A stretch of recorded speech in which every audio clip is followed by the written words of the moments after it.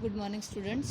Last video lecture में हमने practice set 7.1 के पहले दो एग्जाम्पल कंप्लीट किए थे। आज हम पढ़ने वाले थर्ड एग्जाम्पल। थर्ड एग्जाम्पल में दिया है m directly proportional to n।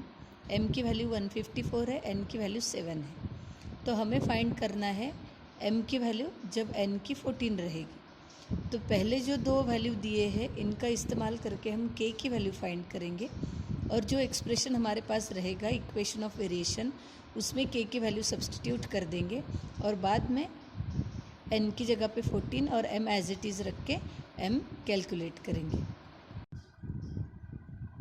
m is proportional to n।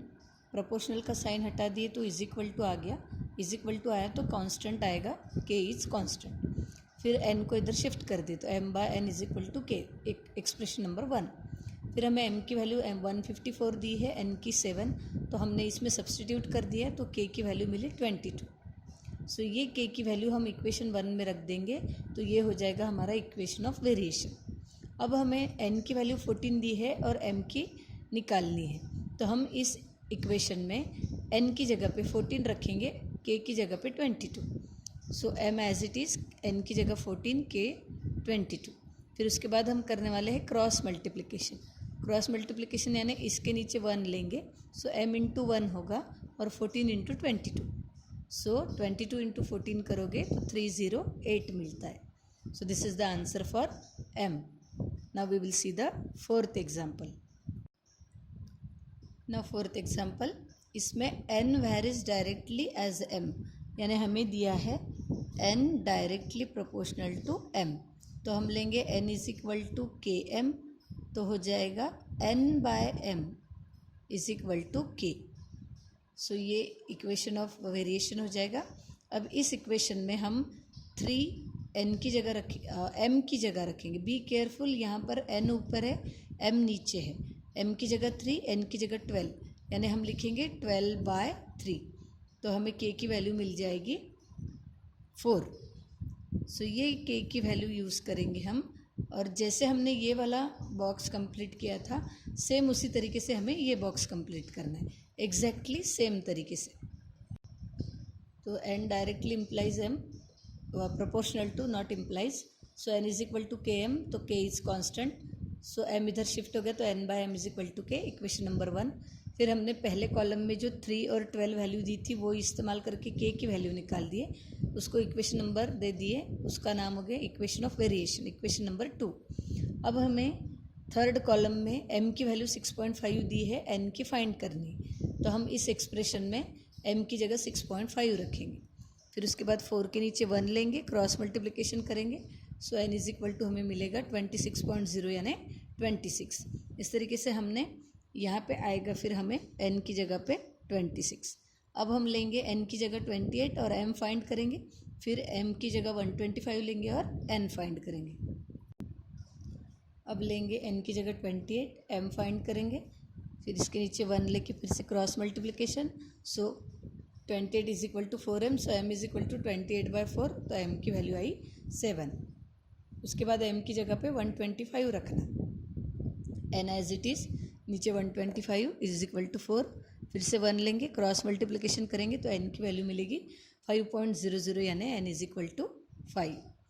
सो यहाँ पे फोर्थ क्वेश्चन कंप्लीट होता है। अब हम देखेंगे fifth question.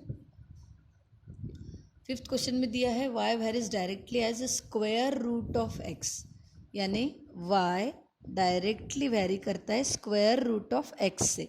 So y is equal to क्या होगा, k रूट x।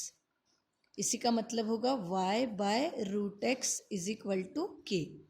अब इसमें हम x की जगह डालेंगे 16 और y की जगह डालेंगे 24, तो k की वैल्यू मिल जाएगी, यानी find the constant of variation बोला है तो k की वैल्यू मिल जाएगी, इक्वेशन ऑफ वेरिएशन। और इक्वेशन ऑफ वेरिएशन यानी इस k की जगह पे जो वैल्यू मिलेगी वो रख देंगे तो हमें इक्वेशन ऑफ वेरिएशन भी मिल जाएगा। तो देखो y directly proportional to root x, so y is equal to k root x, k is constant, root x को इधर शिफ्ट कर दिया, फिर x की जगह 16 रखना है, y की जगह 24, तो रख दिया हमने। फिर 16 ये 4 का स्क्वायर है इसलिए 16 का स्क्वायर रूट 4 हो जाएगा, 24 को 4 से डिवाइड करोगे तो k की वैल्यू 6 मिलेगी। हमें कांस्टेंट ऑफ वेरिएशन निकालना था, वो मिल गया हमें 6। अब हम ये जो 6 है वो यहाँ पे सब्सटीट्यूट करेंगे। So y by root x is equal to 6 और फिर क्रॉस मल्टीप्लिकेशन करेंगे तो मिलेगा y is equal to 6 into root x और हमें इक्वेशन ऑफ वेरिएशन निकालना था। So this is the equation of variation. Now we will see the last example of this exercise. Now last example, the total remuneration paid to laborers employed to harvest soybean is in direct variation with the number of laborers. सो यहाँ पे देखो total remuneration और labour यानी इन दोनों में direct variation है। So if remuneration of 4 labours is 1000 rupees then find the remuneration for 70 labours. तो हम कैसे करेंगे, हम क्या लेंगे, रेम्यूनरेशन एक्स लेंगे और number of labour n y ले लेंगे, या तो फिर रेम्यूनरेशन है इसलिए आर लेंगे और नंबर ऑफ लेबर है इसलिए एन ले लेंगे। फिर डायरेक्ट वेरिएशन होगा r directly proportional to n, remuneration directly proportional to number of labour. So r is equal to होगा k n, k is constant, so are by N is equal to होगा k. अब इसमें remuneration 4 labour के लिए कितना है 1000, सो are की जगह पे हम रखेंगे 1000, ये रेम्यूनरेशन है और वो कितने लोगों के लिए, 4 लोगों के लिए, इज इक्वल टू के। इस पर से हम के की वैल्यू फाइंड कर लेंगे और फिर के की वैल्यू फाइंड करने के बाद जब हम इस इक्वेशन में रखेंगे तब इस इक्वेशन में आर वैसे ही रखेंगे और एन की जगह पे 17 डाल देंगे तो हमें रेम्यूनरेशन मिल जाएगा। तो देखो, let the remuneration be r and the number of labours be n. So r directly proportional to n, so r is equal to k n, k is constant, r by N is equal to k. फिर remuneration 1000 है, 1000 remuneration किसके लिए है, 4 labours के लिए। सो are की जगह पे 1000, एन की जगह पे 4 इज इक्वल टू के, तो के की वैल्यू मिल गई 250। सो के इज़ 250, कांस्टेंट क्या मिल गए हमें 250। फिर हमारे पास ये जो 250 है वो हम यहाँ सब्सटीट्यूट कर देंगे। So are by N is equal to 250 और यही होगा हमारा इक्वेशन ऑफ वेरिएशन। फिर हमें नंबर ऑफ लेबर्स दिया है 17 और इनको कितना रेम्यूनरेशन मिलेगा वो निकालना है। तो हम आर वैसे ही रखेंगे, एन की जगह लिखेंगे 17 इज इक्वल टू 250। फिर 250 के नीचे 1 लेंगे, क्रॉस मल्टीप्लिकेशन करेंगे, सो मिलेगा r is equal to 17 into 250। So remuneration कितना मिला 4250। सो वर्ड प्रॉब्लम है इसलिए लास्ट में हम आंसर लिखेंगे, the remuneration for 17 labours is ₹4250।